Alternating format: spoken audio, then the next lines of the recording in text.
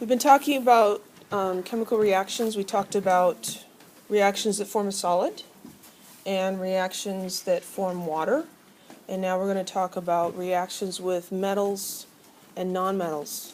And these are called oxidation reduction reactions, because when you have a metal and a nonmetal reacting, they typically form an ionic compound, and that involves a transfer of electrons. So the electrons are transferred from the metals to the nonmetals. And so here's an example. Here we have magnesium atoms which have neutral charges.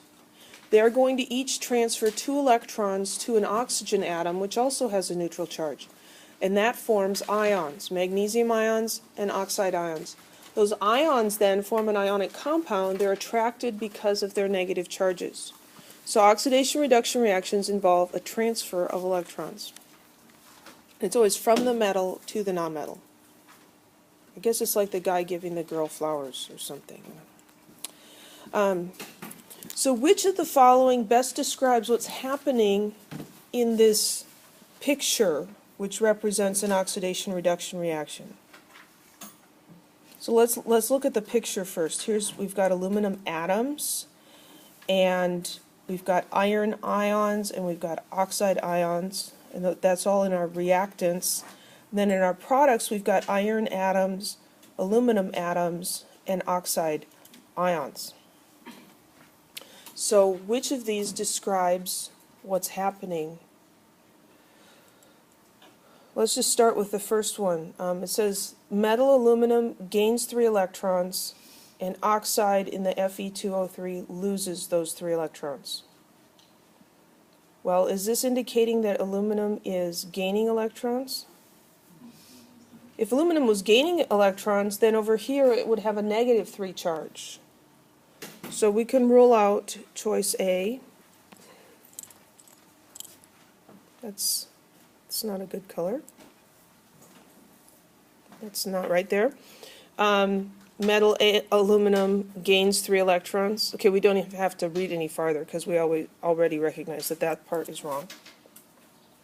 Metal aluminum loses 3 electrons. That's true, right? That's what's going on. Here we've got aluminum, and it's giving 3 electrons to the iron ion.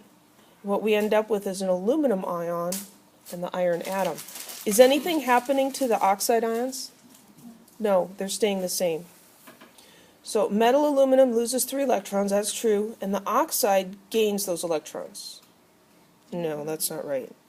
So D is the correct choice. The metal aluminum atoms are losing electrons, and the iron ions are gaining these electrons.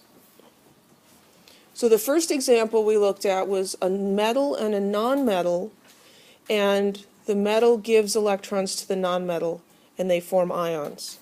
Here we have a reaction between a metal and an ionic compound.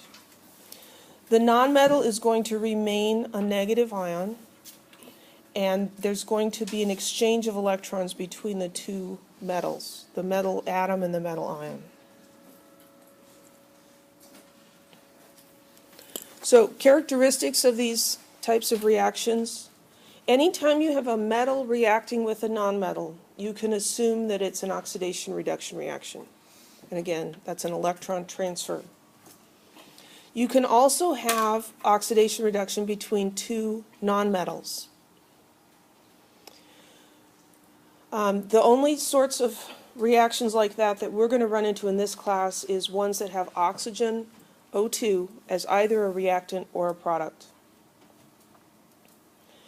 But it's important to note that when 2 nonmetals react, you do not get an ionic compound. It's not ionic. It's really kind of a sketchy section, but you could say this class is kind of sketchy too.